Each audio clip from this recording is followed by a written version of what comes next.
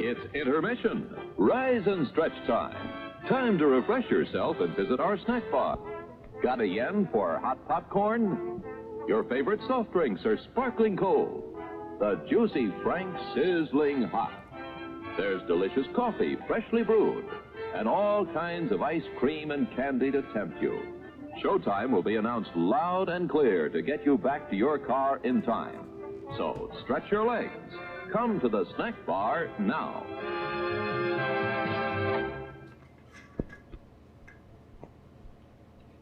It's time to stretch and fetch.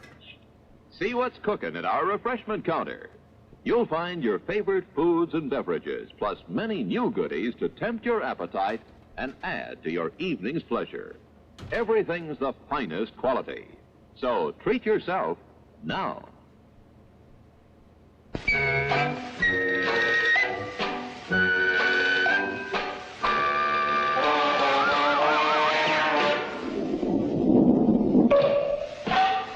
Nine minutes to go to showtime. Popcorn, rich with hot melted butter. All kinds of candy. Sparkling soft drinks. Steaming hot coffee.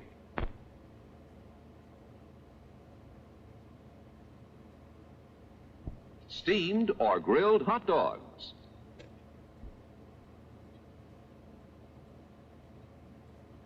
Crispy hot fresh French fries.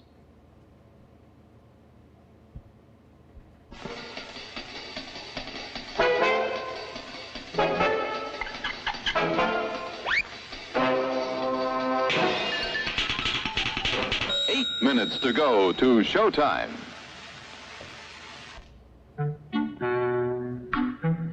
I'm sorry, sir. This is a private mountain. But I only wanted it. This mountain is reserved for patrons. It's a supply depot for all sorts of good things, which people can get at the snack bar. Like soft drinks, candy bars of all kinds, delicious popcorn, and refreshing ice cream treats. But I am a patron. Well, why didn't you say so? Be our guest.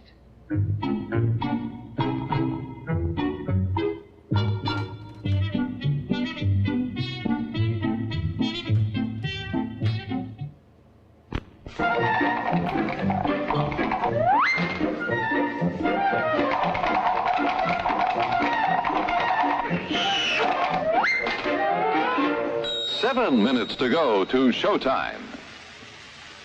Hot popcorn, just pop. Fresh roasted peanuts.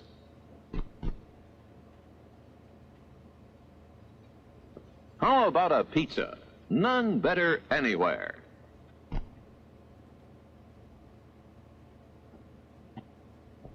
Sizzling hamburgers grilled to your taste. We've a large assortment of freshly made sandwiches.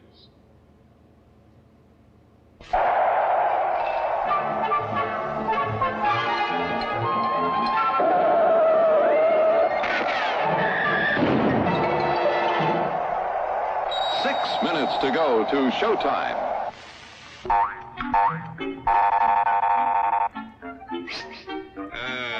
Yes, sir. May I help you? I'd like 2 of those, please. Hot dogs?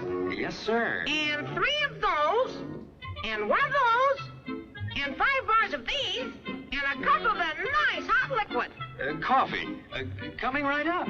Oh, and 2 bags of those peculiar white coffee material. You mean our crunchy popcorn? Shall I wrap that for you, sir? Oh, that's all right. My saucer's just outside. They come from miles to enjoy our intermission.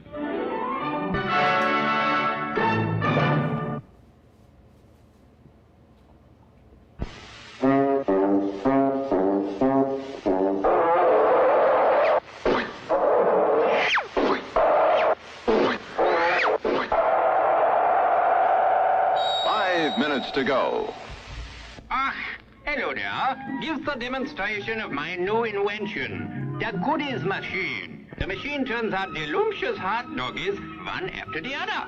And thirst-quenching sodas also. Gives popcorn of the most tasty kind, plain unbuttered. Candy too, crunchy and dandy. Steaming hot coffee and ice cream too. These goodies are at our snack bar, just waiting for you. Mmm.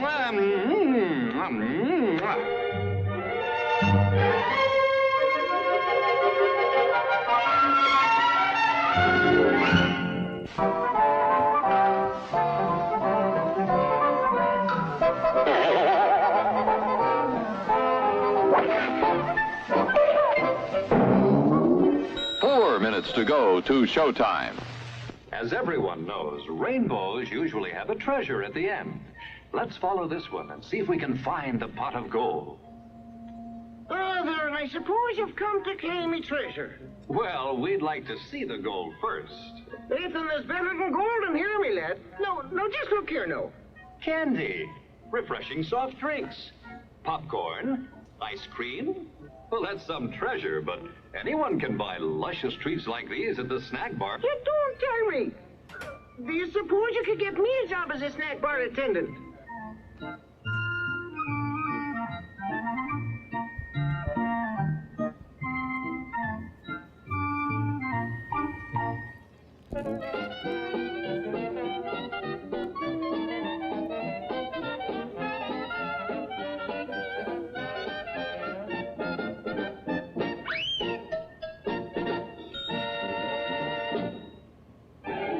The crowds are thinning out at the snack bar, folks, and there are still 3 minutes till showtime. You can easily make it for something that'll just hit the spot. How about it? Don't waste a second of refreshment time. You'll find such an appetizing assortment of refreshments at the snack bar, you won't be able to decide what to ask for first. All of your snack bar favorites are there, including fresh peanuts, hot popcorn, and candy of all kinds.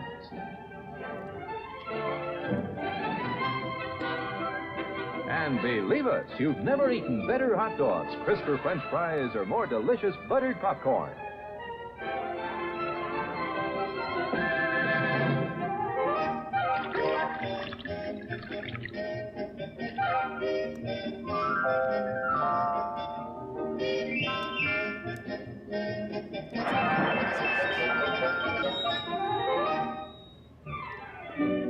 Minutes to go to the snack bar for a quick refresher before showtime. No crowds to buck, just go get it. You'll be sorry you missed your chance to enjoy some of the many tempting goodies waiting for you. Stretch your legs now while the stretching's good. There's still time to get a mouth-watering hot dog, a sparkling ice-cold soda, assorted flavors of ice cream, all kinds of candy, the most delicious steaming hot coffee you ever drank, and freshly popped popcorn piping hot. Make a beeline for the snack bar right now to quench your thirst.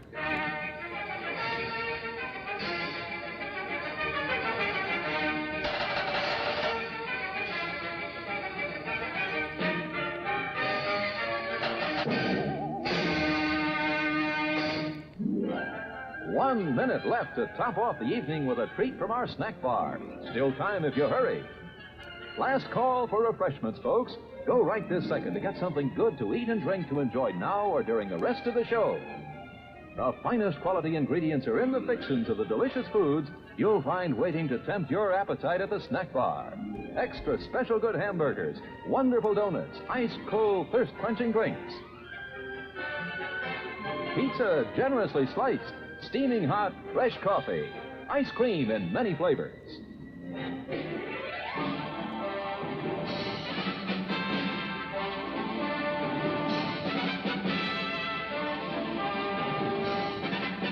It's showtime, folks. Enjoy the show. Hi, how are you? Because I'm fan-fucking-tastic. We're going to do the normal schedule shit, which is I'm going to be playing 428. And then since it is the end of the month, end of September, at the end of the stream at about 9 o'clock, so let's see, in about an hour and a half or so, I'm going to spin the wheel. Winner gets to choose a game. And yeah. And then they also get to choose what game I play next.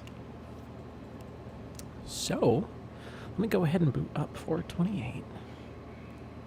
And we will continue from where we left off. It's been a couple days, so I don't exactly remember. You were almost a Jill sandwich. You're Always right. looking for some more. Exclamation mark, sandwich. No sandwiches tonight. Let's see here. Game mode. We also need to I'll be back for Blender later. Sounds good. I thought... Okay, I did click on it. There we go.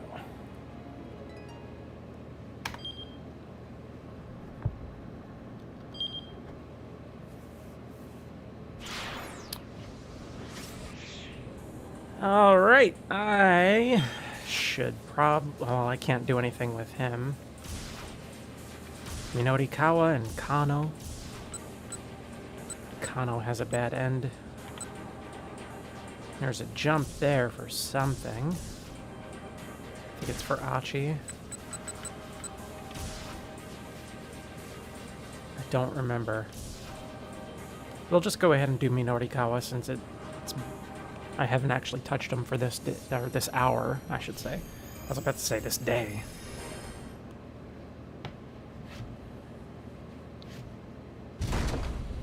No! Minorikawa's cry of despair echoed throughout the cafe. His laptop monitor stared back at him, black and empty. Don't you die on me, buddy! He jabbed his finger sharply at the screen, which further broke the screen instead. But the computer gave no response, looking well and truly dead. What the hell? Minorikawa pounded his fist on the table. This would be a worst-case scenario, even if he weren't desperately pressed for time. Guess I'll just have to write by hand, then. He rummaged around inside his bag and pulled out a notebook. I could still do this, he shouted, doing his best to psych himself up for the task ahead. I will still do this. Excuse me, sir? The waitress appeared timidly behind him. What? Minorikawa snapped, his pen still flying across the paper. Sir, if you could please quiet down. My damn computer just broke. I'm allowed a scream or two. Minorikawa was in no state of mind to be quiet. If it weren't for the deadline he was racing to meet, he'd probably have gone on screaming until he passed out. Your computer is broken, you say? The waitress peered at the monitor. Yeah, look. It just suddenly stopped displaying anything. Could it be that, the battery is just dead? Minorikawa sat bolt upright. That's it! The waitress flinched as Minorikawa's finger jabbed toward her face. I had considered the possibility. Hey, let me plug in somewhere. There's an outlet right there, sir. She pointed at an outlet by Minorikawa's feet, making no attempt to hide her exasperation. Minorikawa plugged in the power cable and the monitor sprang to life as normal. So, now that that's sorted, would you please be quiet, sir? Don't talk to me! You're interfering with my writing! Minorikawa's fingers had already begun dancing across his keyboard. With a sigh, the waitress disappeared back into the kitchen. Oh yeah, now we're talking! His fingers picked up speed as he went about touch typing. In case you don't know, it's the proper way to type, as taught by Mavis Beacon herself. The pros and cons of surveillance cameras. Proprietor of outdated electronics shop oversees high-tech camera system. Bedlam at bogus weight loss drink sales demo. Bankrupted organizer remains undiscouraged. Now Minorikawa's spirits were riding high. His writing rolled along at a brisk pace. Sir? It was the waitress again, her voice yanking Minorikawa right out of his soaring mood. Sir, now what? Has the President of the United States agreed to give me a one-on-one interview? The waitress's eyes went wide with confusion. Huh? Because unless it's something that important, do not speak to me right now. But she was undeterred. Sir, please, if you could just be a little quieter. Minorikawa's fingers ceased their rattling across the keys. Just what sound do you have a problem with?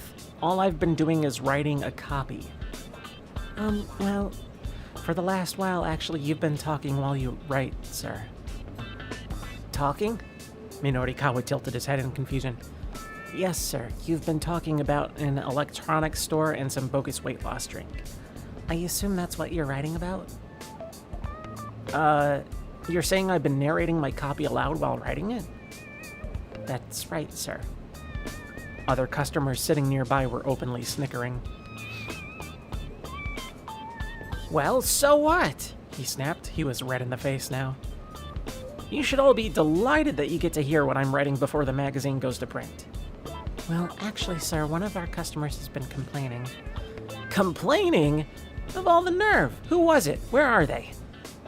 Minorikawa scanned the other patrons, many of whom were unsuccessfully trying to hide their laughter. It was me. It was me. It was the grumpy older fellow who'd been making a scene earlier. Bogus diet fads, peeping security cameras. Reminds me of that sleazy tabloid 4-star general gossip I hate so much. Oh, you sure seem to know a lot about it for something you hate so much. The man's face twisted up with scorn. Your behavior is bothering everyone in here, he said. Do you not understand that? No, I don't. Guess a reporter who writes nothing but nonsense prefers nonsense in everything he does. Minorikawa could feel his blood boiling. What was that? Go on. Say that again. Oh, gladly. Nonsense, filth, codswallop, flim-flam. You bastard! How dare you! Minorikawa stormed over to the man's table. Flim-flam indeed. In case you don't know what flim-flam means. Just who are you calling flim-flam? The other man stood up and glowered in Minorikawa's face. You utterly lack any manners or sense of decency for starters. I have plenty of manners and decency. I also happen to have a deadline. Bah, as if a flim-flam artist like you has a work ethic. Stop calling me flim-flam. The waitress inserted herself between the two men. Gentlemen, please, stop fighting. I demand that you remove this man at once, the older fellow barked. He's the one that you should be kicking out, Minorikawa shot back. By now, he was ready to go for the guy's throat.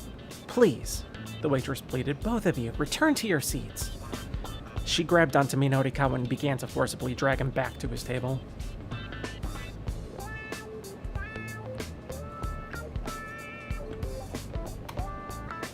Okay, just calm down. Minorikawa did his best to swallow his pride. Whatever, he huffed. I don't have time for this anyway. He stalked back to his seat. The other man snorted and sat down with a scowl.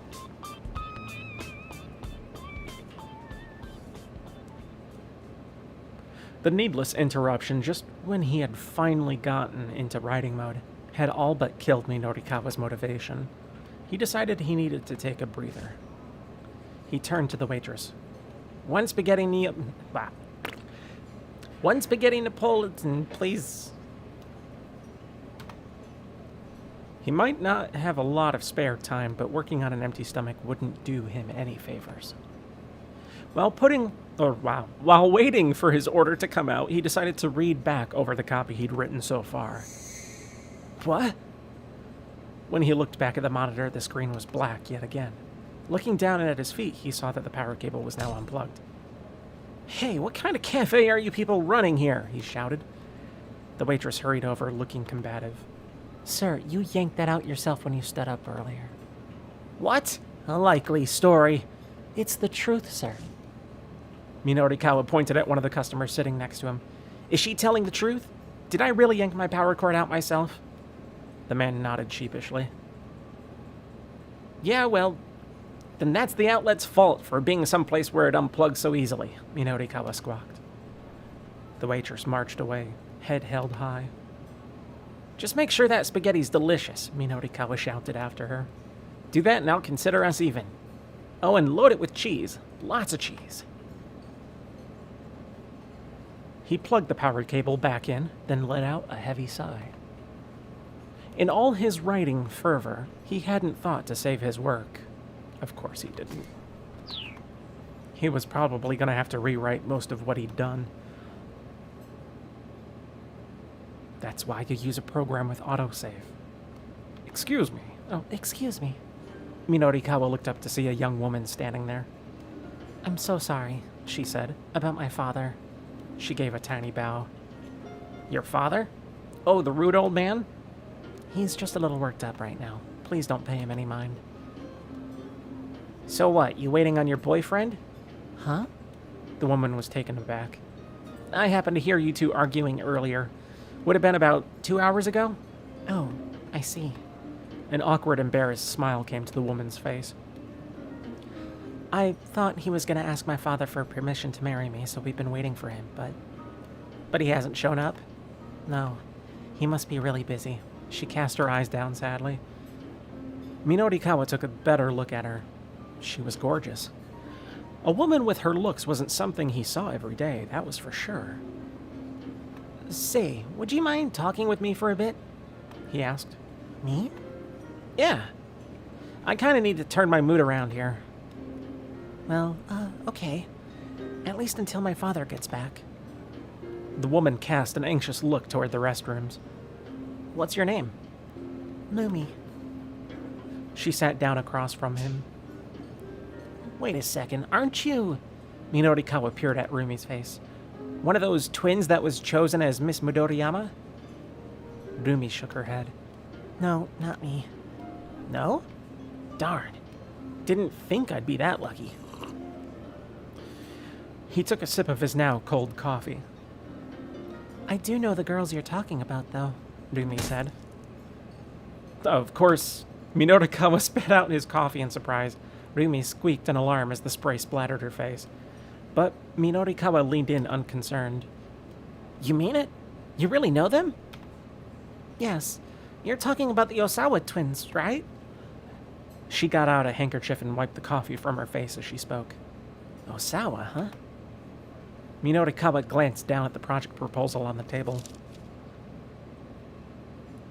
Sexy Squared. Twins share top prize at local university beauty contest. Midoriyama Academy, Maria and Hitomi Osawa. Yes, that's it. The Osawa twins. I actually won Miss Midoriyama myself a few years ago. This year I served as one of the judges. Minorikawa adopted a self-satisfied pose. Guess I really was born under the right sign to be a freelancer. The leads just come to me. Sure, Rumi muttered. Okay, let's talk basics then. Tell me what you know about these girls. Well, I don't really know them personally. Rumi continued to dab at the coffee on her face. But now that you ask, I do remember hearing that they'd entered the contest separately. Wait, separately? Now Minorikawa was a bit confused. Yes, that's right. I'd assumed they'd entered as a pair, but apparently not. I wonder why. I mean, they're twins. Don't they look alike? Wear the same clothes? Do everything together and say the same things at the same time and stuff? Rumi chuckled and shook her head. No, not at all. Besides, these two aren't identical. They're fraternal twins, she said. In case you don't know what fraternal twins are, there's the definition. Although at a glance, they do look very similar. Still, how should I put this? They both give off a very different impression. Oh? Now that sounds interesting. Mind explaining what you mean? Minorikawa opened his memo pad. I talked to them briefly after the awards ceremony. The older sister struck me as really energetic, but the younger one was more quiet and reserved. Minorikawa's investigative senses were tingling. I wouldn't figure a shy girl would want to enter a campus beauty contest. I suppose not, no. Yeah. I don't suppose you got anything juicier? Minorikawa asked. Rumi frowned. Would you like to just go ask them yourself? She said. They don't live very far from here. Whoa. Hold the phone.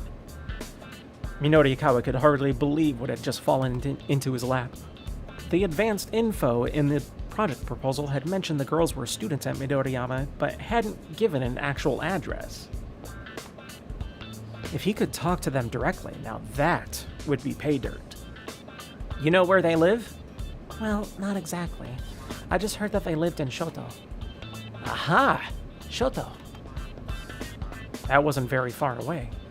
A car or motorcycle could get there in about 10 minutes. It'd be quicker than going to Midoriyama Academy, and he'd be able to meet with the girls themselves. Minorikawa flashed a quick look toward the restroom. It looked like Rumi's father had just gotten back. "Sorry," she said. "I should be going." "No problem, and thank you." Rumi gave him a quick nod, then hurried back to her seat.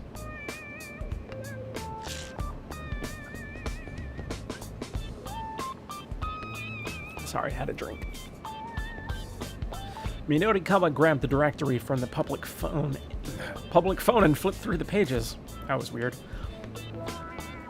To his surprise, there were only 5 listings for the name Osawa, with addresses in Shoto. There was neither a Maria nor a Hitomi, but he hadn't expected there to be. He'd need to find their parents. Wasting no time, he called it the first Osawa on the list.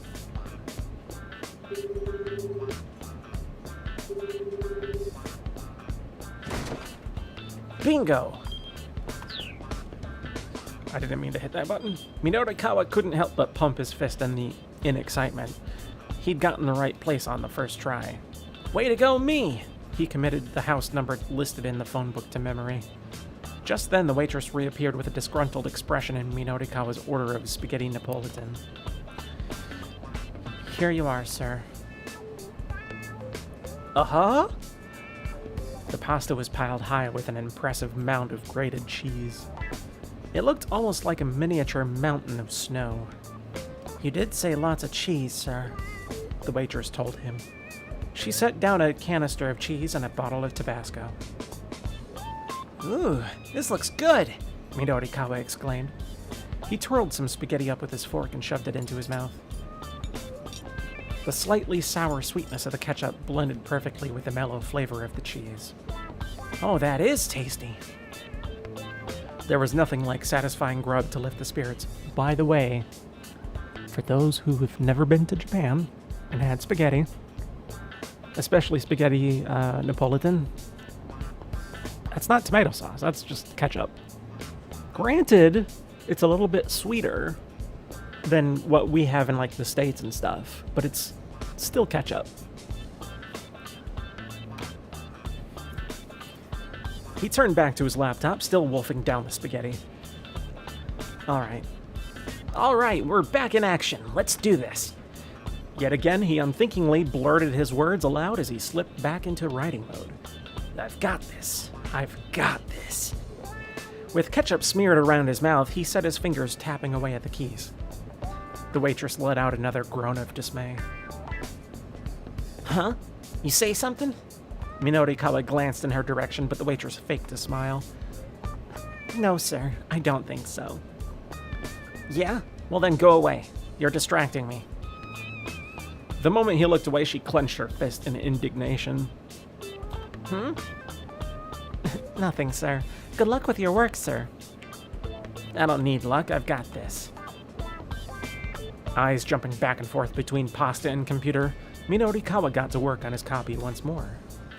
Before long, he was I can't English right now. It was a long day. Before long, he was oblivious to every sound in the cafe around him.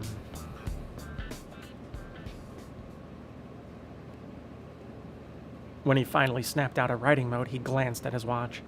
It was 2:20, almost time for him to head to his next interview. Better get a move on.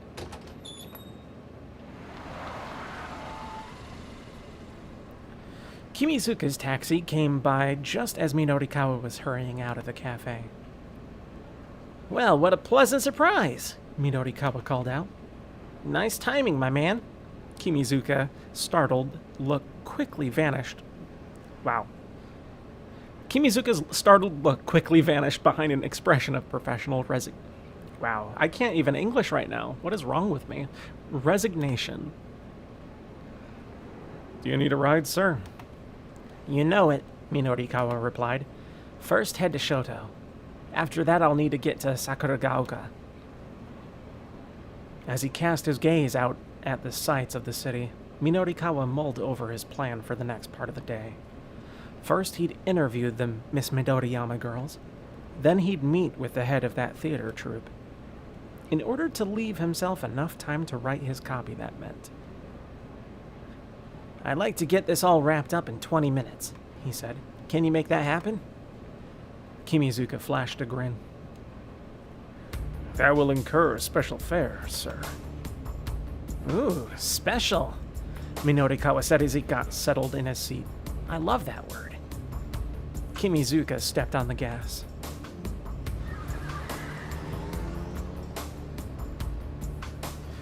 Shibuya was a town of contrasts. It was a town of young people, unpretentious, energetic. The Scramble intersection in Center Gai perfectly conveyed that vibrancy. However, if one turned right at the 109 building and headed down Bunkamura Dori, the town's whole atmosphere changed. Shoto is one of Shibuya's, indeed, one of Tokyo's most upscale residential districts. Wherever one looked, there were stately manor houses giving off an imposing air, sending the message that this was no place for the common folk. "Right here's fine." Minorikawa directed Kimizuka to pull over. "Wait here for me. I'll be right back." Hopping out of the taxi, he checked the nameplates of the nearby homes. Ah, here we go. He'd spotted a nameplate that read Osawa. Kenji Osawa, huh? The name nagged at him somehow. It had been in the back of his mind ever since he'd seen it in the phone book back at the cafe. Had he heard it someplace before? He walked up to the main gate. Wow. He walked up the to gate? Oh, okay, whatever. He walked up to the gate and pressed the button for the intercom. Even the little chime it made when pressed sounded elegant. Minorikawa waited, but there was no response. He looked at his watch. It was 2:30 now. His interview with Shinosuke Orarai of the Wandering Angels was supposed to have started already. Still, he wanted to meet with the twins first if it was possible. He had to make a choice. Oh, fuck. I don't know what the right decision here would be. I know playing as Osawa, that he did have a conversation over the intercom with Minorikawa, but I don't know if that actually influenced any of the future events. So let me take a quick look here. Probably not, because there's a keep out, so I think that's the right decision, is the one to stay here.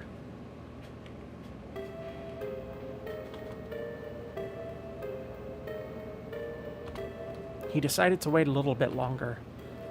Just 5 more minutes. Suddenly, a man's voice came through the intercom. "Yes? Who is it?" He sounded rather guarded. "It's Minorikawa." "Where might I know you from, Mr. Minorikawa?" "Oh, you know, here and there. I mean, there's only one Minorikawa, really." "Are you playing games with me?" "I don't have time for that. Please just open up." "There's no way I'm letting you in." This discussion was getting them nowhere. Minorikawa decided he'd have to take the direct approach. "Look, just hold your horses. I'm here for an interview. You got that?" "An interview?" He'd taken the bait. Most folks could hardly resist the word interview. "That's right. It's a piece for 4-star general gossip." "Wait, this is for one of those kinds of articles?" The man sounded angry now. "What do you mean, those kinds of articles? I'm just looking for an interview." "Like hell you are. I'm not talking to anyone from the gossip." "You're not the one I'm here to talk to. I want to interview your twin daughters." "My daughters?" No parent would deny their children a chance for word of their achievements to spread. I understand they won a shared prize for a beauty contest at Midoriyama Academy. If you wouldn't mind my interviewing them, The intercom cut out before Minorikawa could finish. Hey, what gives? I'm begging you out here, on my hands and knees. He wasn't actually on his hands and knees, but whoever was on the other end couldn't see that. Even though you can clearly see a camera lens. If your daughters aren't home, can you at least tell them I want to get in touch with them? He wasn't even using the intercom now. He was just shouting over the gate. A man stepped out of the front door. Give me your business card, he said. I'll have them get in touch with you later. The man had a somewhat stricken look on his face. This had to be Kenji Osawa then. Wait, hold on. Osawa? Now Minorikawa recognized him. This was Kenji Osawa, the preeminent virologist who worked for Okoshi Pharmaceutical. Four-star General Gossip had run a scandalous article on him in the past. Minorikawa remembered reading it. He held out his business card and Osawa snatched it from him. The virologist started to head back into his house. Please see that they get back to me, Mr. Osawa, Minorikawa shouted after him. And then he noticed something odd. It was the middle of the afternoon, but every window in the house had its curtains drawn. That, combined with Osawa's demeanor, set off alarm bells in Minorikawa's head. He knew he was onto something, but he couldn't linger at the Osawa residence any longer than he already had. He needed to get to that theater ASAP. He hurried back to the taxi and told Kimizuka to go.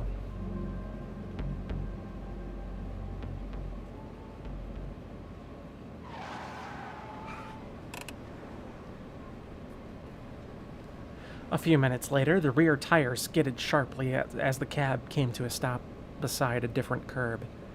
The trip from Shoto to the theater in Sakuragaoka had taken almost no time at all. Here we are, sir, Kimizuka announced.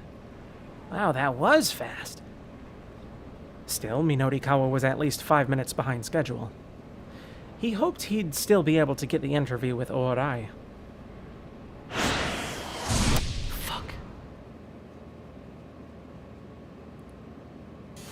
Alright, so I'm kind of stuck here because I'm not sure what I need to do to get past.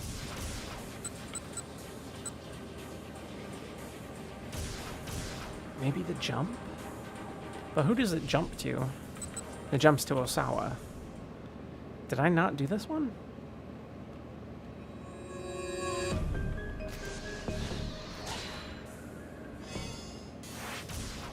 Yeah, I did that already.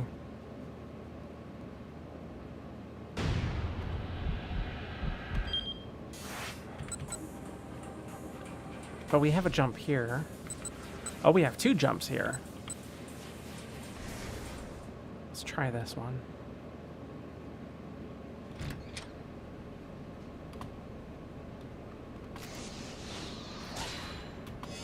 I don't think that's going to lead me to... Yeah, kind of figured. That just sends me back there, which I've already done. So maybe it's this one?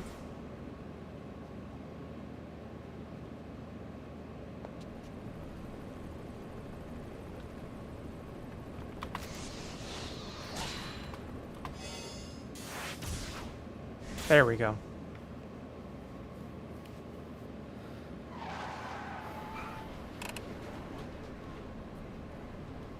Minorikawa got his wallet out of his jacket to pay the driver. Oh no, Kimizuka said, waving a hand. Oh, hello. Welcome back. Don't worry about the fare. Huh? Why not? There's still plenty left over from what you paid me earlier, sir. That's what I meant by special fare. That's right. He'd paid Kimizuka a whole 10,000 yen for taking him to Endo Electronics earlier. But, I mean...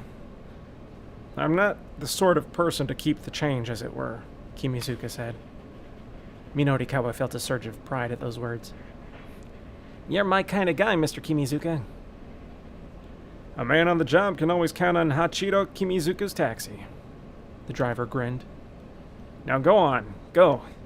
Thank you. I have a feeling we'll meet again. As Minorikawa entered the theater lobby, he saw a bunch of flower bouquets, patrons' gifts of appreciation. Among the names of the senders were celebrities he recognized. Okay, these are just the different celebrities and stuff. Evidently, the Wandering Angels were a pretty popular acting troupe. People were setting out pamphlets and flyers out on a nearby table. There was a palpable tension in the air. The crew seemed skittish as they went about their work. "He's late," someone shouted all of a sudden. It was a man over in one corner of the lobby, railing angrily to nobody in particular. Why the hell hasn't that journalist shown up yet for the interview? Looked like he'd been waiting on Minorikawa then. What's his deal pulling this while we're this busy? I cannot English for the life of me. Guess that's Shinosuke Orai. I've been busy myself, Minorikawa said, keeping his composure. Trust me, I know how it goes. Huh? Who the hell are you? I'm the guy you've been waiting for. Mr. I? The man glared at him. It's Orai, he said. Anyway, I'm Minorikawa. Sorry to keep you waiting. Though really, a short wait is a small price to pay for the chance to be interviewed by me. Well, I hope you appreciate how valuable my time is now that you're taking it, snapped Orai. Wow, someone sure has a high opinion of himself. That's literally the pot calling the kettle black. He marched up to Orai. Damn right I do. I'm Shinosuke Orai. The theater man got up in Minorikawa's face. Like anyone even cares. A jolt of tension sparked between the two men. Oh, okay, so that's the jump to go back to Kenji. I beg your pardon? A woman interrupted, but Mr. Orai does have a schedule to keep. And who are you, Miss... Tsukuzawa? I'm the producer. Well, listen, Sue. I'm in the middle of an interview here. Please don't interrupt. What? That's how you conduct an interview? That's right. This is how I roll. Look, whatever. Orai growled. Let's just do this already. Fine by me. The two men sat down at opposite sides of a table in the lobby. But Tsukuzawa spoke up again. Mr. Orai, don't forget the meeting you have after this. Yeah, handle that, would you? Minorikawa let out a derisive snort. Wait, what? Who's saying this? It's like you're holding court, he said. Do people actually hang around you with that kind of attitude? You have no right to judge my acting troupe. I have no idea who the fuck is talking now. Minorikawa straightened up in his chair, a mocking smile on his lips.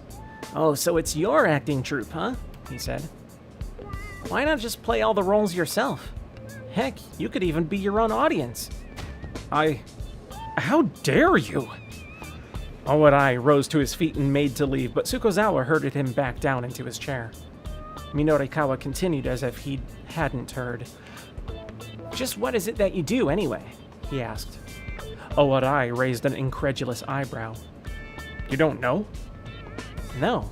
Why should I? You came to an interview without knowing anything about who you were interviewing? Yep. That's it. Get out. Orai roared and pointed angrily toward the exit. How dare an unmannered cloud like you come in here and waste my time? Hey, who's being unmannered now? I came all the way out here to hear your story, didn't I? Why don't you get out? Minorikawa pointed at the exit as well. Why the hell should I have to leave? Orai demanded. This is my house. Look, just get out. This time both of them yelled and pointed toward the exit in unison. Sukazawa quickly interposed herself between them, forcing a smile. Gentlemen, please calm down, she said. Then she turned to Minorikawa. You should be aware that Mr. Oarai used to be a broadcast writer. He's responsible for a lot of big hits. You don't need to mention. Nonetheless, Sukazawa rattled off the names of several shows. Minorikawa did indeed recognize many of them. He murmured. So how come you're running a failing theater now? Failing? Oarai went red in the face. I'm not wrong, am I? You are absolutely the rudest person I have ever met. What would a rank amateur like yourself know about theater? Oarai's face was dark with rage, but Minorikawa didn't back down. Listen, this has nothing to do with how well your theater is or isn't doing, he snapped. The television world wouldn't accept you, so in order to retain your pride as an entertainer, you started doing theater. Isn't that so? Don't act like you know anything. I've staked my entire life on the theater. It seemed as if Oarai might throw a punch at any moment. Sure, a city theater might seem small time compared to TV, but you get a lot more of a response from it. Response? Oh, now that sounds interesting.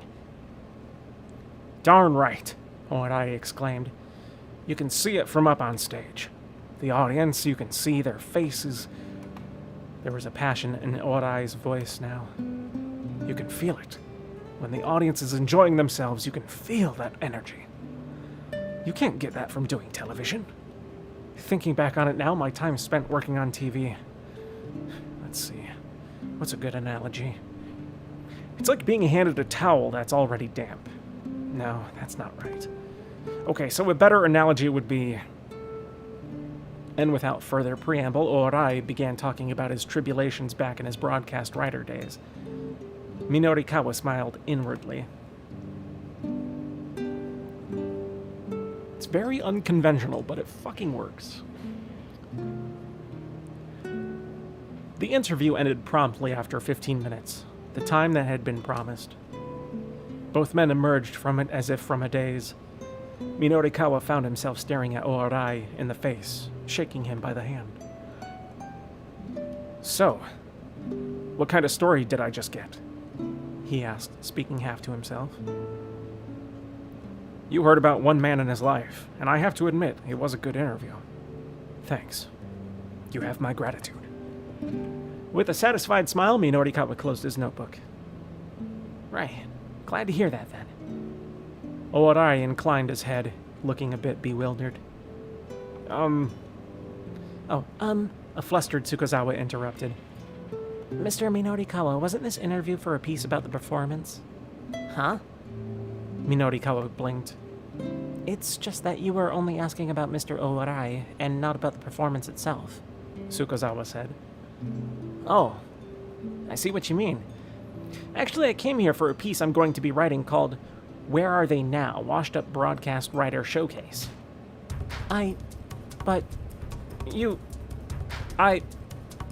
Washed up? Oarai was red in the face all over again. You bastard! How dare you! Forget everything I just told you. I do not give you my permission to use it in your magazine. You're too late. What? I've already heard your whole story. You should be grateful that I'll be writing a piece on it. You bastard! With a wild look in his eyes, Oarai snatched up a hammer and the stage crew had left nearby. Go ahead, hit me! Oh, I'll hit you all right. Oarai waved the hammer menacingly. But the attack came to a sudden halt as a ringtone startled him out of his fury. Hold on a moment, Minorikawa said brightly. I have to take this. He whipped out his cell phone. Hello, Minorikawa speaking. This is Osawa. Wow. He called back a lot sooner than Minorikawa had expected. Have your daughters come home then? No. Actually, there's a favor I'd like to ask you. A favor? Minorikawa thought back to his visit to the Osawa residence. The drawn curtains, the stricken look on Osawa's face. Minorikawa's instincts had sensed something significant going on. Apparently, getting the full story wasn't going to come without some cost. A favor, huh? Is it something urgent? I'll pay whatever I have to. I just need you to look into something as quickly as possible. His voice had the telltale desperation of a man who'd been backed into a corner. All right, Minorikawa said. I can help you out for a little while. Osawa hurriedly explained what he was after. The request was a strange one. He wanted Minorikawa to look into a scandalous article that 4-star general gossip had run about him in the past. What makes this so important? Do I have to say? I mean, you're asking me to look into something without explaining anything. He eyed Owarai, looking nearby with obvious irritation. Minorikawa would need to calm down the erstwhile broadcast writer, or else his interview really would be for naught.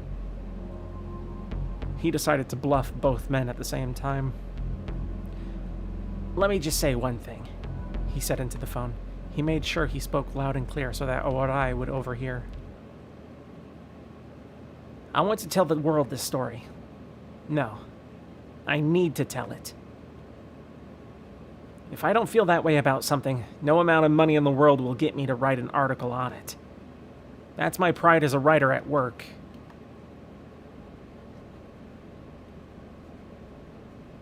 Minorikawa could see Owarai's aura of rage fading as he listened. The theater man looked surprised. Phew. Meanwhile, Osawa had decided to open up a bit. All right, he said. I can't share all the details, but... Okay, he's in a talkative mood now. Good job, Minorikawa. See, this is going fine. The power balance of the entire world might be at stake here, Osawa continued, and I mean that quite literally. I can tell you more after you've done investigating. Wait, was he serious? How could the world's balance of power hinge on looking into some alleged marital affair? It was so absurd that Minorikawa had to fight the urge to burst out laughing. A person would need to be out of his mind to believe a story like that. But Minorikawa wasn't the average person. And sometimes the truth was so ridiculous it really was stranger than fiction. Osawa wasn't lying. Minorikawa's instincts told him that much. All right. I'll check the editing department's notes from back then. Minorikawa felt his excitement building. Things were really getting interesting. For the moment, he nearly forgot Toyama and his troubles.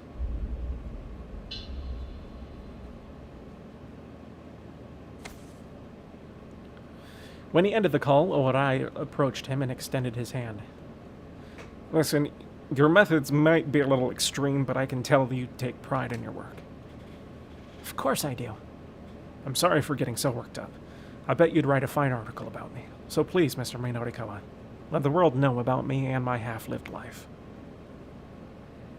Minorikawa took the offered hand and shook it. Leave it to me. Once I'm done with it, you won't just be some washed-up nobody anymore, Mr. Owarai. It's Owarai. Minorikawa grinned.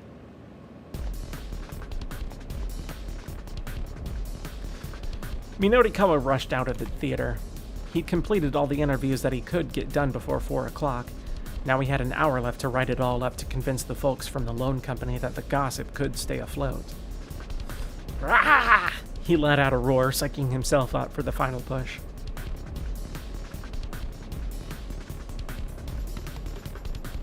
Alright, that's 3 to be continued. I got 2 more left. I just gotta go back and do the jump to Osawa. Oh, let's see. It should be this one.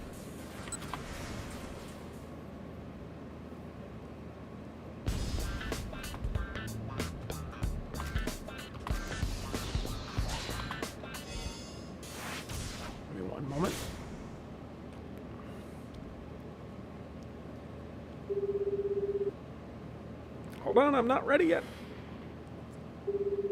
Not ready. fuck. Oh god, that was too much. Oh god, that was too much. Sorry, I'm trying to get my drink all settled.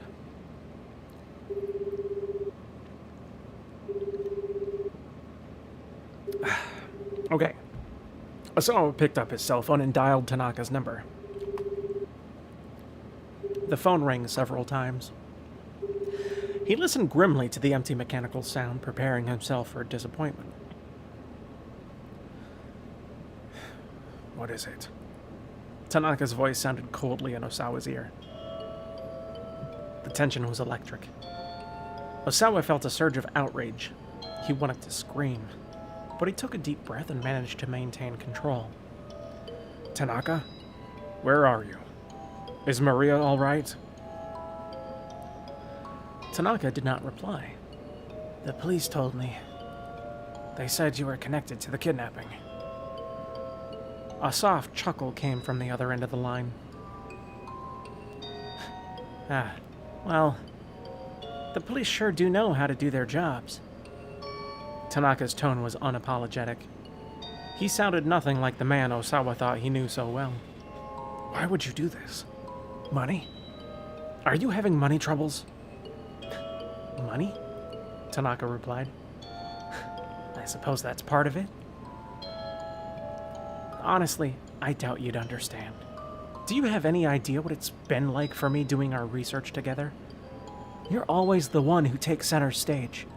The fruits of our success are all yours, even though you couldn't have done any of it without me. The more he said, the more vitriol. It's vitriol. Vitriol seethed into his words. I can't English right now. When you English all day, you just kind of forget how. Osawa's hand trembled as he clutched the phone. The taker can never understand how it feels to be taken from. You've hoarded so many things to yourself, so I'm taking some of them back. And with that, he hung up. Hey, Tanaka!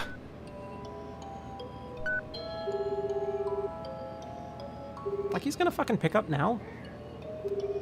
Osawa dialed the number again, but Tanaka didn't pick up.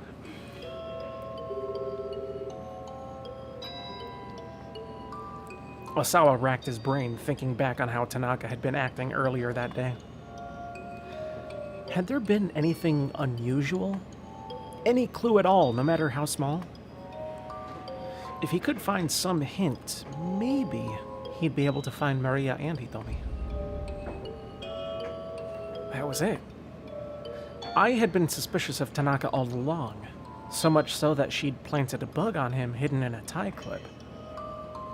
Her suspicions must have been pretty strong. Wait. Osawa recalled what Kajiwara had said. But still, if she is that worried, giving a tie clip as a gift is a bit... The words had struck Osawa as odd when he first heard them. I had never given him a tie clip. His heart gave a heavy throb in his chest. It couldn't be. No, it was impossible.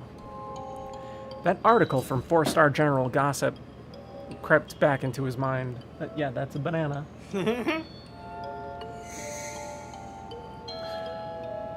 The article had talked about a man I had dated before she married Osawa.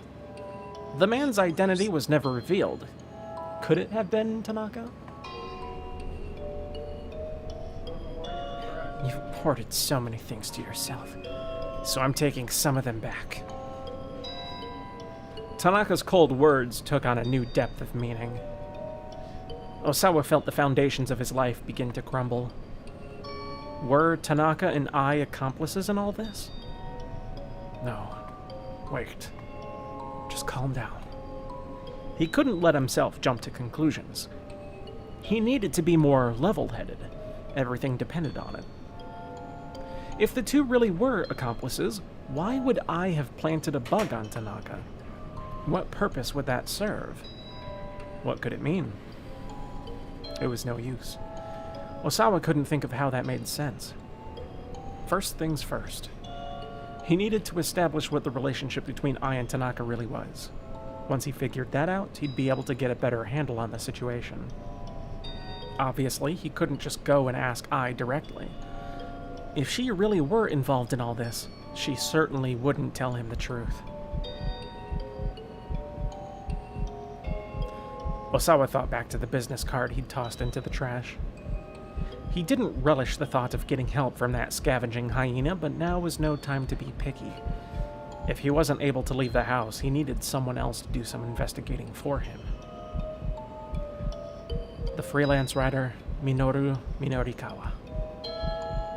He was Osawa's only hope. Hey, 4 out of 5.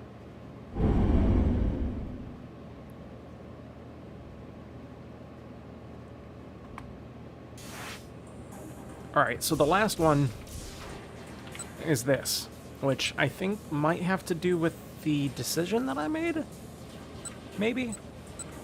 Although it isn't until this point where it's the bad end, so let me take a look at the thing here.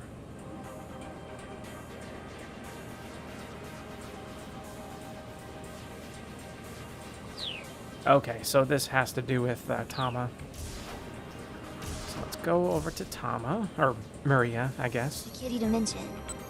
And try to figure out from here.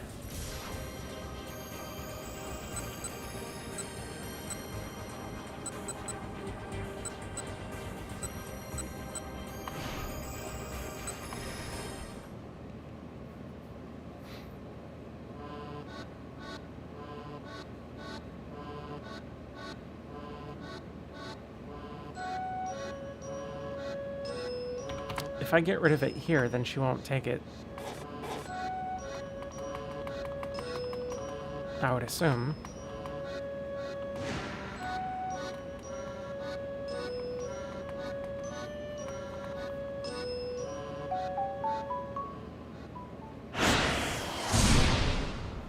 Fuck. Okay. I mean, that's a good thing, right? So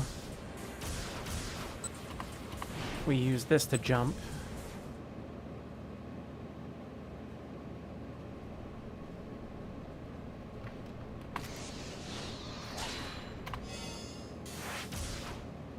Nope. Which fucking jump do I take?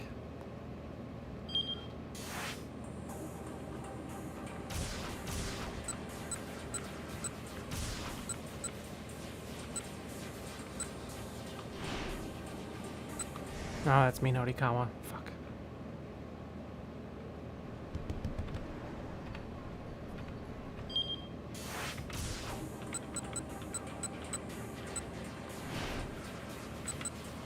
That's Kano.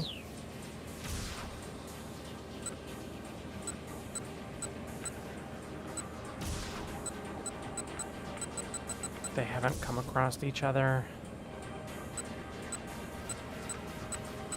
The only one I could think of would be Minorikawa, but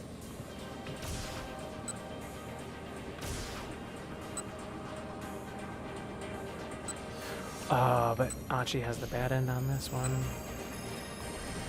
Unless it's this one.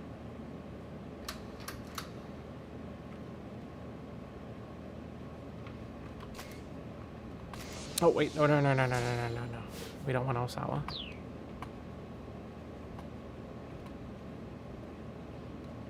There we go. No! God damn it. No! God damn it! I keep hitting the wrong button!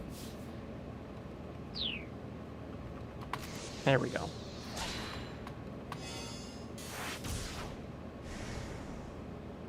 That didn't get rid of the keep out.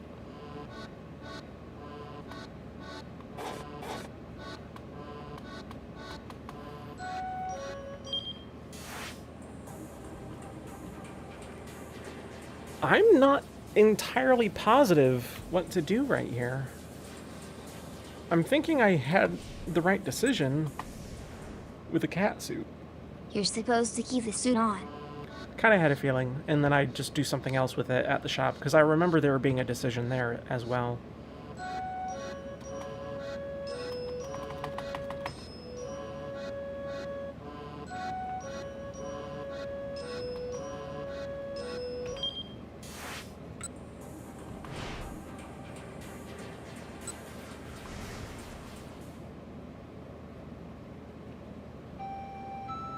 She kind of looks like that fucking one chick from Perfume. I can't remember her name. One of the female singers in Perfume.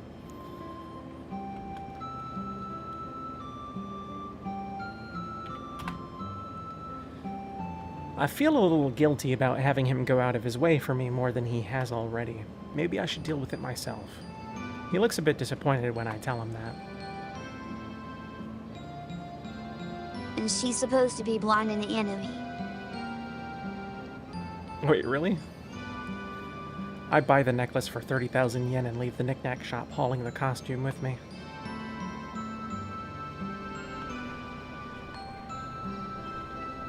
But as I walk along, I start regretting my decision. I can't find a good place to throw the cat outfit away. Finally, I spot a convenience store that looks like it'll do just fine. One of the employees is out front cleaning out the trash can. Several large garbage bags line the side of the road. Perfect. Maybe I can have him toss out the costume along with everything else. Excuse me. So I've got this old cat suit here. I figure it can't hurt to ask. Yeah, I know. The shop boy takes the costume from me. It's Taku Okado, 22-year-old, getting by on part-time employment. Recently, after a number of employees quit in rapid succession, the owner hurriedly took on several new hires. But for some reason, instead of everyone chipping in on the cleaning, Okado always winds up stuck doing it. You're here to throw this thing out. I got it. He sounds wholly unsurprised. He accepts it so blithely that I actually feel bad. It's been like this all morning, he says. I don't even care anymore. Just throw away what you need and be on your way, I guess. It's been like what all morning? I'm out here cleaning and people keep dumping trash on me. First it was this couple that up and threw a garbage bag at me. I remember that. After that, some homeless-looking guy came by, took all his clothes off and left. Like, just now some chubby girl tossed out some empty cardboard boxes and a bunch of empty bottles. That must have been Cheaty. She was probably drinking the Burning Hammer while she walked along. So when you came by just now with this thing, I knew right away. Yep, this again. I'm sorry. It's alright. 3 times, 4 times, what's the difference? He flashes a bright smile, but it's clearly insincere. Then he looks at me more closely. Huh. Aren't you the girlfriend of that dude who threw the bag of garbage at me? What? Nope, not me. Huh. Guess I'm misremembering then. Well, anyway, thanks for your help with this. I give the guy a bow. A few minutes later, near the station, I spot a sort of mall. Checking the directory by the entrance, I see that it's got several clothing shops and an arcade inside. They probably sell shirts in here. I hurry on inside.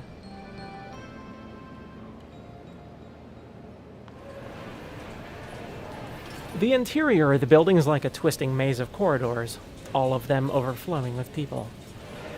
I take the escalator to the second floor and find myself amidst rows of arcade games. I was trying to get to the fashion area, but I must have gone the wrong way. Excuse me. You haven't seen a lost little girl, have you? I turned to see a miserable-looking middle-aged man peering at me anxiously. Have you seen her? A little girl about 10 years old? A girl around 10. Have I seen her? What's her name? Hana Toyama. Hana? Oh, that's a pretty name. So, she's about yay tall. The man launches into a rapid-fire explanation describing the girl's features, hair, and clothes. I got separated from her around Center Guy. She likes this place, so I thought maybe she'd come here. Center Guy? That's right, now I remember. This is the guy I bumped into earlier in the afternoon while I was racing around in the cat costume. He got separated from his daughter? Yikes. If she did come here, it's not going to be easy to find her in the midst of these crowds. Are you sure she didn't go back home? I ask. Well, there's this problem, he mutters. Going home isn't an option. Well, that's not really an explanation. Sorry to bother you. I'll look around a bit more. With that, Hana's father disappears into the crowd. I leave the arcade and head for the fashion area. I bump into Mr. Yanagishita in a hallway lined with photo booths. Huh? Boss? What's he doing in a place like this? Oh, Tama! You're out of the suit! For some reason, he's got a bunch of magazines strewn across the floor. Yeah, finally managed to get it off. That's good! I wish you could have been at the sales demo without your face hidden away. What are you doing? You mentioned something about a creek earlier. Are you going on a trip? Yeah, I was. But then I remembered something important. I get motion sickness, something fierce. He sounds kind of proud of himself. So yeah, no trips for me. Heck, I don't even want to think about that now. What about the money you owe? I asked, curious. Well, as it happens, I think I might have found my solution. He brings a hand to his mouth and giggles. Right here! I found a great way to make a killing! He opens the magazine he's holding to reveal a scratch card with a potential 100,000 yen prize. You just gotta scratch off one of these to win 100,000 yen! All I need is 30 of them and my debt's squared away. Each magazine I can nab is more money for me.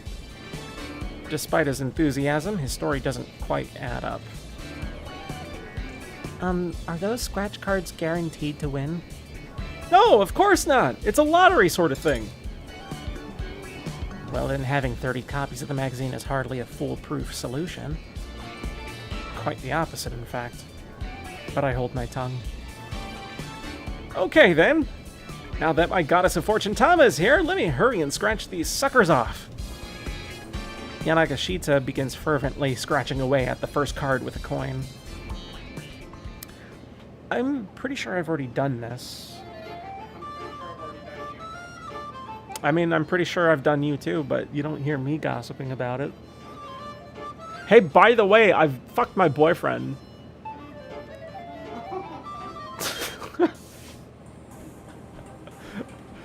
Yeah, I did that already. Okay.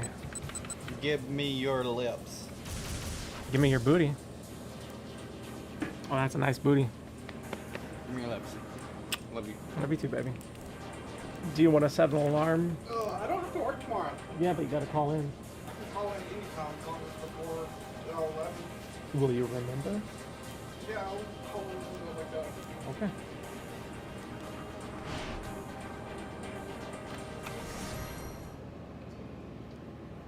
If you have to, I'll wake up at your alarm and call in, but I kind of do want to sleep in a little bit. Hey Google, set alarm for 8 a.m. Or don't listen to anything that I'm saying. Hey Google. Wow, it's like not functioning. Hey Google, set alarm for 8 a.m. Tomorrow at 8 a.m. Now it works. Alright, where was I? 10 minutes later. A man clad in black appeared on one of the monitors. The operator lined up his cursor. The comparison check confirmed that it was Al Karawan. Yes! Kano hissed, pumping his fist. It appeared that their quarry was simply walking around town, calm and composed. Kano radioed in Al Karawan's location to Kuze. All units, intercept the suspect on the double, Kuze ordered. Kano will provide guidance using the surveillance monitors. They saw Al Karawan stop in front of a cigarette vending machine. Was he waiting for someone? Sasayama reporting. I've got eyes on the mutt. Kano's partner had evidently been nearby. What? Get off me. Oh. Octavius. Leave Daddy alone. I'm making the arrest, he said. There was a note of courage in Sasayama's voice. He came into view on the monitor, walking casually. At some point, he ditched his anime nerd costume for a street dancer's getup. It didn't appear that Alcarawan had noticed him yet. Bit by bit, Sasayama closed the distance. Not much further now. Kano's hand balled into a fist as he watched. Then something unexpected happened. Another man came running into view right in the middle of the monitor. Oh, it was Toyama. There was no sound, but they could see that the newcomer was shouting something. As Alcarawan turned to look at the man, Sasayama launched himself like a bullet from a gun. In an instant, Detective and Perp were locked in a violent scuffle right there on the street. Kano swallowed the lump in his throat as he watched the struggle unfold. Earlier in the day, Alcarawan had done a number on Sasayama, but this time the detective had the upper hand. He got a grip on Alcarawan's neck and kneaded him repeatedly. Or kneed him, not needed. That'd be kind of weird, just giving him a massage in the middle of the street while they're scuffling. Alcarawan tried desperately to bring Sasayama to the ground, but Sasayama braced himself and avoided the takedown. Then he shifted his stance and took Alcarawan to the pavement with a spectacular hip throw. Yes! Kano clapped his hands together in excitement. Catching the perp in a scarf hold, Sasayama got out his handcuffs. Stanley, we should head to the scene, Kano said. He looked away from the monitor for a mere moment, and when he looked back, Sasayama had released his hold and crumbled to the ground. What? Panicked, Kano stared at the image of his friend. There was something jutting up from Sasayama's abdomen. Zoom in! Kano cried frantically. The camera closed in on Sasayama. Now Kano could see exactly what he'd feared. Sasayama had been stabbed in the gut. R.I.P. Blood pooled on the pavement around him. Kano screamed, Sasayama! The camera showed several other detectives arriving at the scene, capturing Alcarawan before he could escape. But Sasayama lay motionless. The pool of blood around him spread further and further across the pavement. Unable to look any longer, Kano rushed from the surveillance room.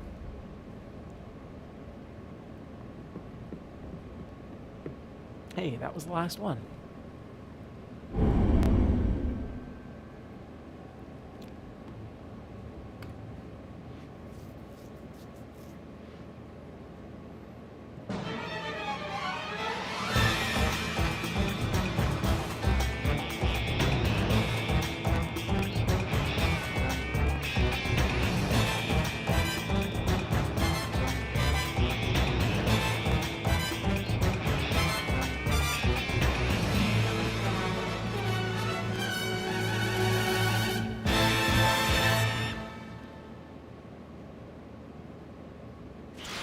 So the anime that you were talking about, does that take place after the game? Or is it during the game?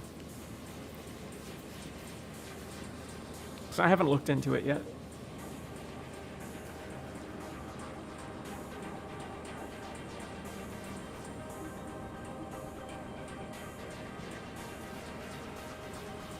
Yes, Kanan takes place 2 years after 428. Oh, after. And I assume that it's in the view of that Kanan chick?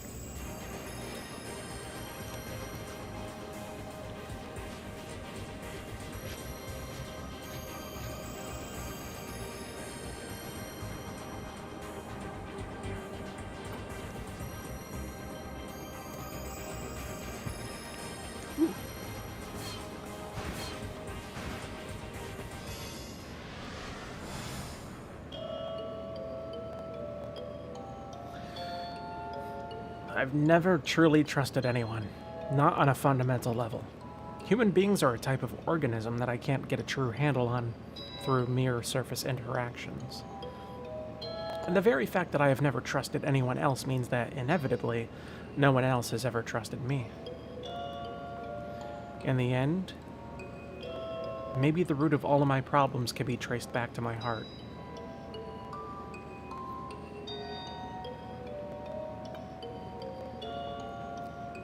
He waited for Minorikawa to contact him. Osawa thought about his current crisis. Assuming Tanaka was behind the kidnapping, then he must have accomplices. And these criminals had mistakenly abducted Maria in their attempt to get at the antiviral drug that was in Hitomi's blood. Maria and Hitomi were fraternal twins, but they looked similar enough to be mistaken for identical twins.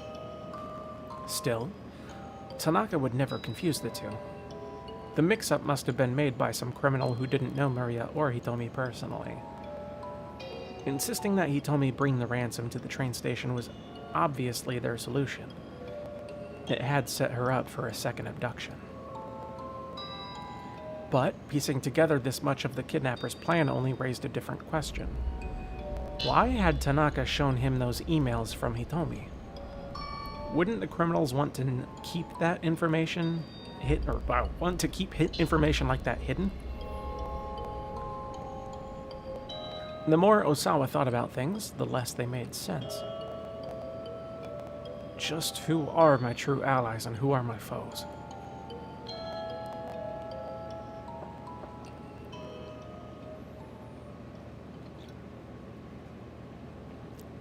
Mr. Osawa, a delivery has arrived for you. It was Kajiwara at the study door. Come in.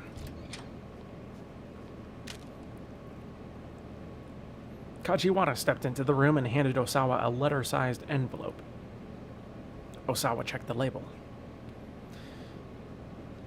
Coming, the official Ayakamiki fan club membership application enclosed. It requires a 1,000 yen initiation fee and yearly dues of 3,000 yen. Membership grants several perks, including the opportunity to reserve concert tickets in advance of the general public. Osawa is fond of the members-only website content, which includes Ayakamiki's blog and exclusive videos. Right. He had requested the application the day he'd gotten back from overseas. Would you mind opening that? Kajiwara asked apologetically. What for? I'd just like to check the contents of any packages you received today, sir. It's possible the kidnapper may try to make contact you by mail. Osawa opened the envelope. Inside he found the expected application along with several postcards featuring pictures of the singer. Kajiwara peered pointedly at the postcard images. You must really like her, the detective said. And just what sort of music do you listen to then? Oh, that was Osawa. Never mind. Staring at one of the postcards. It was a striking photo that showed off Kamiki's expressive eyes. Let me think. Mostly classical, I suppose. Osawa raised a quizzical eyebrow. You know, Kajiwara continued, like Mozart and Chopin and the like. He hummed a few bars. Can't say I've ever heard them. Are you serious? Kajiwara looked shocked. In case you don't know who they are. I'm familiar with the names, of course. I just never had much of an interest in music. Oh, that is such a shame. Would you care to listen to a piece now?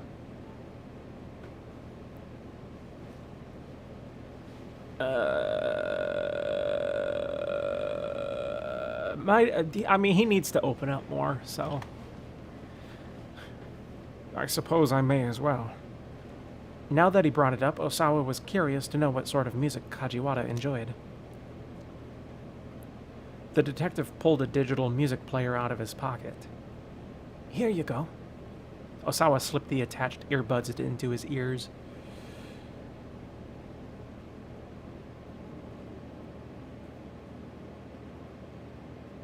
He heard a flow of quiet strings that was soon joined by bold, dramatic horns. As the piece continued, it grew more profound and complex, and Osawa could feel his spirit calming. He took a deep breath, then expelled it through his nostrils. It felt as if the toxic gloom that had filled him was departing with the air. Before he knew it, nearly 10 minutes had passed. What do you think? It's quite nice. The theme of this piece is, Kajiwara paused for a moment and thought. Well, it's about how erudition can be boorishness. Thank you. Well, I should probably do that just to make sure that there's nothing there. If I hadn't met you, I'd never have discovered this piece. He spoke the words unthinkingly, with unaccustomed frankness. Was this the power of music, then? I'm very happy to hear that, sir. Osawa gazed at one of the postcards as he let himself be drawn back into the music. Aya was scooping up handfuls of mystical blue sand. The grains dripped down from her fingertips. I feel like I could be in this photo here, Osawa muttered. Like I've lived my life letting so many things slip through my fingers. Kajiwara thought for a moment before responding. I think anyone who's worked hard to accomplish something and focused for a long time on that one thing is susceptible to those kinds of feelings. Accomplishing something means getting results. That's not where my problem is. Osawa removed the headphones and gave back the music player. You told me not to hide things from you, right? Kajiwara nodded silently. Then allow me to speak frankly. Leaning back heavily in his chair, Osawa took another deep, slow breath.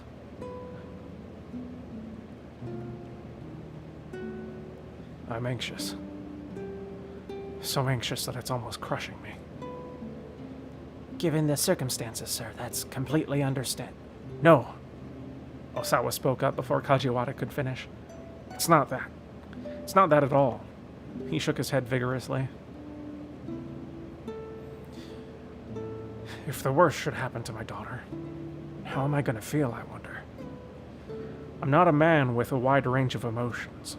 My heart is always cold somehow. And the truth is, I've wanted it to be that way. Which is why if I do lose my daughter, my heart might remain unmoved. I may not even be able to feel a father's sorrow. That's what I'm anxious about. He felt his emotions twist inside him in a way that was utterly confusing. For perhaps the first time in his life, he realized how fickle a thing the human heart could be. It's all right, sir. Kajiwara flashed him a carefree smile. What's all right? People who really have cold hearts don't worry about that sort of thing. The detective held out his music player again. Here, I'd like you to have this. Please give it another listen if you like. I think it might help you calm your nerves. Osawa took the device. He had dared to open up to Kajiwara just a little, and to his own surprise, he felt grateful for it. And how about one of these as well? The detective produced a banana from his pocket. Of course he fucking did. I'm fine, thanks. Are you sure? Oh, alright, I guess I'll take it. Osawa spoke irritably, then his expression softened a little. You know, you've been getting on my nerves all day. Really? And here I thought I'd been doing what I could to soothe your spirits, Mr. Osawa. It's actually been a real long time since I've yelled at anyone quite so much. As the words left his lips, Osawa found himself thinking back to one particular rainy day.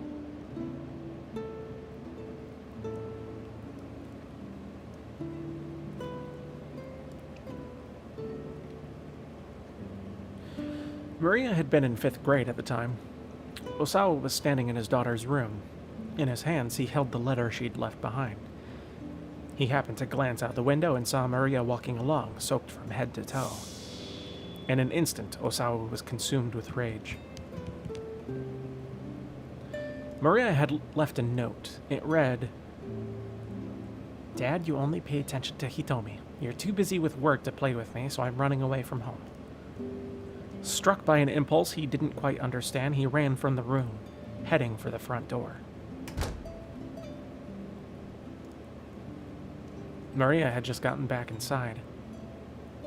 Osawa met her silently in the entryway. Wet strands of hair clung to the girl's forehead as she looked up at her father with a bitter glare. You don't care what happens to me, do you?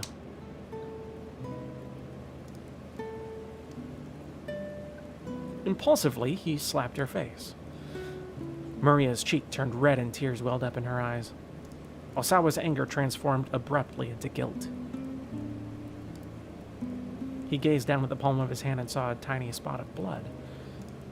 He was shocked by the recognition of what he'd just done. And then he was afraid. Afraid that his daughter could bring such raw emotion out of him and make him do something so thoughtless.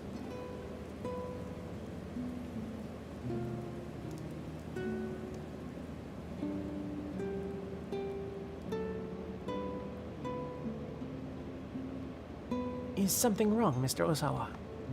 Kajiwara was leaning in, looking concerned.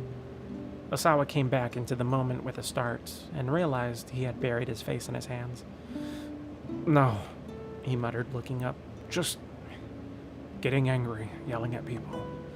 I'm not good with that sort of thing. I don't like it. He picked up the music player and fidgeted with the earbuds as he spoke. Well, getting angry and yelling at people, I don't think there's anything wrong with that. I think that's just human. It's human. To do those kinds of things? I often said that he was cold and mechanical. Her sarcasm only underlined a fact he'd always lived with, that he didn't know how to conduct himself like a human being. If you get angry, you show it, Kajiwara said. If you get sad, you show it. It's human nature to let other people know how we're feeling after all. But what if doing that hurts the other person? That's when you apologize, sir. Ah. It occurred to Osawa that he'd never tried to tell anyone how he felt before. He'd never felt the need to. And yet, right now, he suddenly felt that if his daughters were to appear before him, he might blurt out everything he'd ever left unsaid. It was a terrifying thought.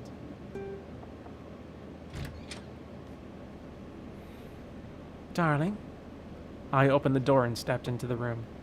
The detectives are asking for you. It seems there's been a development. We'll be right there. Osawa and Kajiwara hurried out of the room.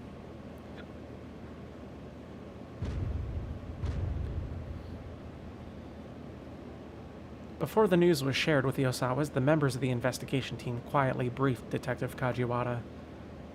Osawa and I sat on the sofa on the far side of the room, watching. They could see Kajiwara go pale.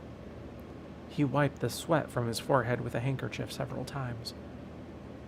Bad news, Osawa thought. Mr. Osawa, ma'am.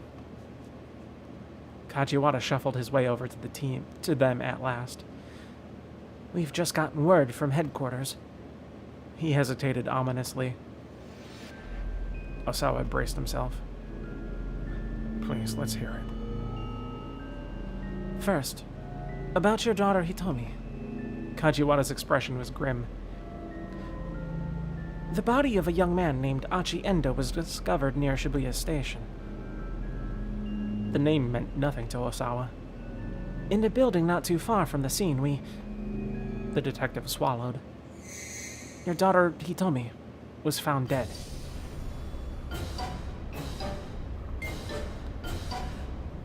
The world began to shake. Osawa staggered, reeling with sudden, nauseating vertigo. No, it's not possible. After that, your daughter Maria... The words blurred together. He could no longer comprehend what he was hearing. Everything was wobbling, shuddering, distorting. Hitomi was dead? Hitomi?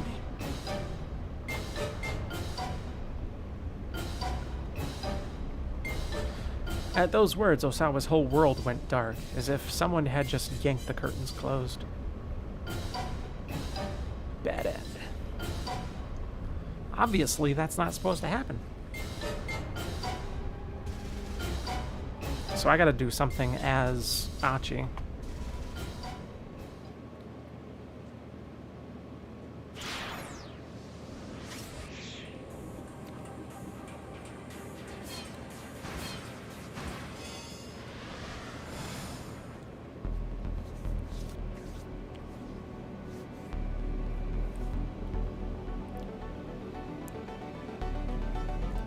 Kanan led them into a narrow back alley. The moment she stopped, Hitomi spoke up. Why was my sister kidnapped? Before I answer that, there's something I need to tell you. Kanan said. Her tone was cold and sharp. I've come to Japan because I'm on a mission. I'm not at liberty to discuss all the details. All right. Hitomi gave a slight nod.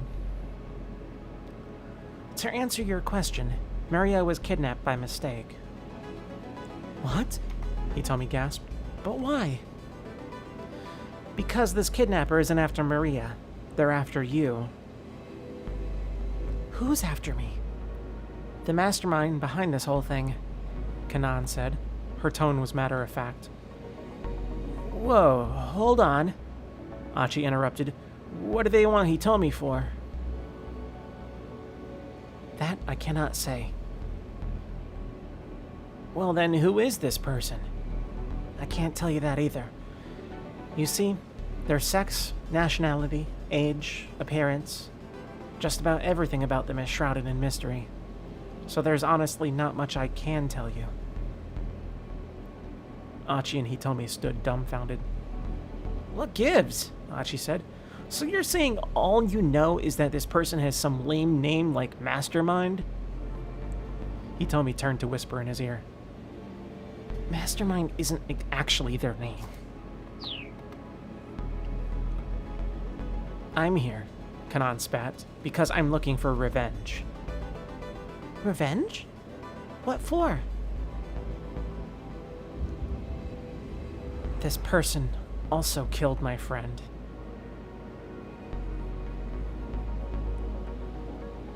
Kanan's inscrutable eyes flashed with a threatening gleam.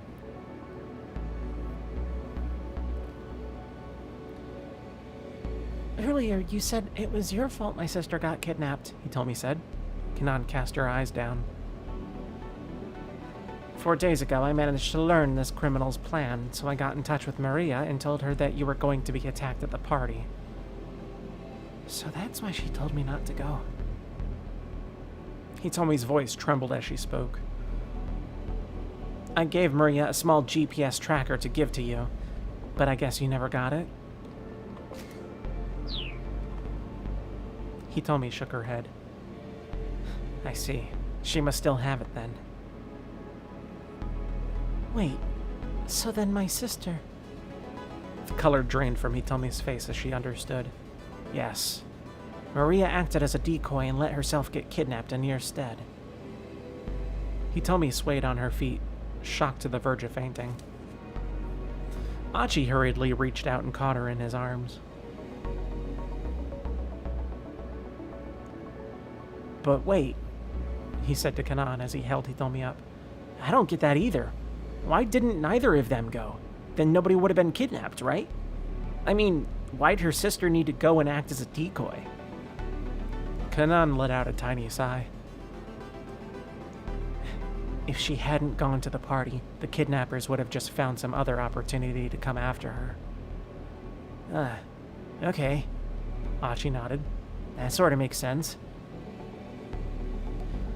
I'm betting that Maria's plan was to use the GPS to lead me to these guys' hideout. She wanted to keep her sister safe and also figured she could help me with my mission. It's the for fuck's sake, English. It's the sort of scheme she'd think of. So then, can't you use the GPS to locate Hitomi's sister? Achi asked. Kanan shook her head. The GPS hasn't been powered on since she was kidnapped. It's possible the kidnappers took it from her. Wait, what? So after all that, even you can't find Maria? Achi slumped his shoulders in disappointment. I didn't say that. What do you mean? I got some intel from those syndicate members we met earlier. Apparently, sometime this morning they put Maria into a blue minivan, and since then they've been moving her all around Shibuya. Achi and Hitomi exchanged glances at the mention of the blue minivan. Unfortunately, Kanan continued, those operatives didn't know what the current situation was exactly. So we're back to the blue van then. Achi hurriedly explained what they'd been through so far. He mentioned how they'd first seen the blue van where the kidnappers had told Hitomi to find it. He also described how first the man with the cane and then a host of others had come after them. He got a little sidetracked here and there, but Kanan quietly listened to the end. I see, she muttered. So then, what do you think? Achi asked. Seems like we messed up their scheme a little, huh? Whatever the case, this man with the cane concerns me, Kanan said. I doubt he's working with the others. I don't know what that means. Maybe that's it. Some guy who isn't involved butts in and it throws off their whole plan. Kanan nodded in agreement. Because you and that man with the cane showed up, she said. They couldn't leave the minivan where it was. They took a sensible precaution. But then, if you think about it, isn't this an opportunity for us to turn the tables on Mr. Mastermind? Kanan flashed him a faint speculative smile. I wonder about that. Ah, come on, Achi grumbled. You're such a buzzkill. Any well-made plan has a good, solid outline, which means that even after it has come to fruition, it's easy to trace things back to the planner. Is that how that works? By contrast, if you achieve your goals using accidental means, the outline becomes blurred, and it makes it harder for anyone outside looking in to grasp what the actual plan is. Achi swallowed hard as he took in the gravity of the situation. Well, but I mean, like, if there's an accident, people are gonna for sure panic, plan or not. The corners of Kanan's lips curled up. Typically, I suppose, she said. But the people who are after, he told me, not only have they put together a perfect plan, they've purposely left certain tiny holes in it. And so we can't even figure out who they are. The outline of the plan is always too blurry. Achi had no response to that. It was like he was hearing about some completely different world beyond the one he knew. If what Kanan had said was true, he'd been dealing with opponents that were on a level way above his own. In any event, since these people are after you, it'd be best if you didn't wander around town anymore, Kanan told them. By now, Hitomi had recovered. She stood up straight and shook her head. No, I'm gonna find that blue minivan. My sister is in danger because of me. I can't abandon her just to save myself. Yeah, that's right. Achi patted Hitomi on the back. And if that's what you're gonna do, then I don't care who we're up against. I'm with you in this until the end. Heck, it's too late for me to back out now. That ship has already failed. Hitomi giggled despite herself. It's already sailed, Achi. Yeah. Kanan let out another little sigh. All right, just make sure you're extra careful, she said. You can't count on getting bailed out of trouble like you have before. I understand, Hitomi said. Her eyes showed no trace of doubt or fear. Kanan gave her a slight nod, then quickly disappeared down the alleyway. Right then, Achi said. Want to get back to looking for that minivan? Then he stopped, remembering their previous efforts. If they just heedlessly wandered around town, they'd probably end up in the same trouble they'd encountered before. They'd get chased by the man with the cane, or by the kidnappers, and their search would be interrupted yet again. What should they do then? There had to be a better way. Achi happened to glance upward and caught sight of a surveillance camera installed on one of the streetlights. That's it! I can't believe I didn't think of it before. Hitomi peered at him, startled by his sudden shouting. We just need to use my old man's surveillance cameras and this'll be a breeze. Achi took Hitomi by the hand and started running. His destination, the security camera monitoring room in Dogenzaka. Archie didn't slow his pace until they were nearing their destination. Then he turned to look back at Hitomi. He was about to ask if she was doing all right when someone close at hand called out to him. Hey, mind if I ask you something? Have you ever heard of SOS? Archie stopped in his tracks as a stranger stepped in front of him. The guy looked too old to be picking a fight with SOS. Archie regarded him with suspicion. Yeah, why do you ask? Do you happen to be a member yourself? No, not anymore. The man's eyes flashed with a gleam of recognition. Did this guy know who he was? With a broad grin, the stranger took a step closer. Archie's heart sank. He couldn't afford to get caught up in some new hassle right now. Hitomi flashed him a worried look. Let's go. Archie and Hitomi dodged past the man and hurried onward. Even if the guy was harmless, they needed to be on their guard. There was no telling just how many thugs and assassins were looking for Hitomi. Rather than head directly for the surveillance building, Archie decided he'd better make sure the stranger wasn't up to something. Hitomi followed as he slipped quickly into a back alley. There was no indication that the man was following them. What was that guy's deal? Oh dear. Hitomi asked. No idea. But he sure seemed kind of fishy. Doesn't look like he's coming after us, though. They took a quick detour through another seedy back alley. Then, as they were starting to head toward their original destination, Archie felt a sudden searing pain in his back. Ugh. Glancing over his shoulder, he discovered that one of the foreign syndicate members had crapped up and struck him from behind. Oh no, I've been stabbed. Hitomi screamed. Another man had suddenly appeared, grabbing her by the arms. Hitomi. Archie tried to reach out to her, but his arm was leaden. His body refused to obey his commands.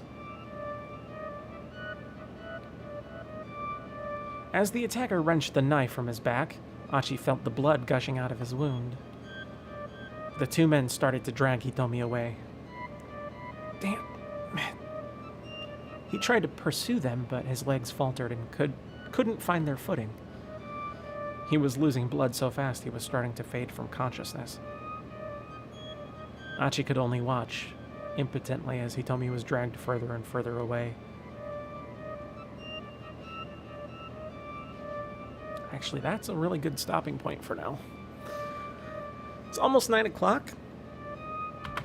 And since it's the end of the game part of the stream, and I'm going to work on Blender for the rest of the night, and it's the end of the month, I'm going to go ahead and spin the wheel of all the subscribers and donators for the month, and the winner gets to choose what game I play next, along with a free game of their choice from a large list. Let's go ahead and just close out of this real quick while I get that all ready to go. Yes. Oh, this thing's freaking out. Okay. So let's see. What's the button that I hit to do this? I always forget. Where is it? Where is it? Where is it? Is this it? I don't know what this is, but I'm going to try clicking on it. Nope. That's not it. God damn it. I don't know what the fuck. They changed this, so I don't know where any of the stuff is anymore. Not that. That's a timer. Oh, here we go. Found it. All right. Here we go. And I don't see anything. Well, that is useful. That one does not count. Let me go ahead and try to add in the correct thing. Oh God. Like I said, it's been a while since I've done this. That's a PNG. That's an HTML file.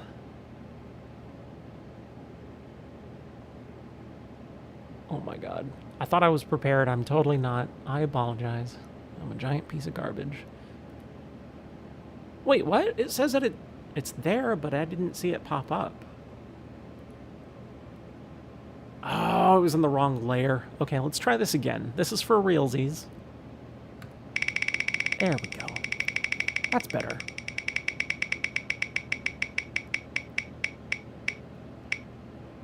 Toots?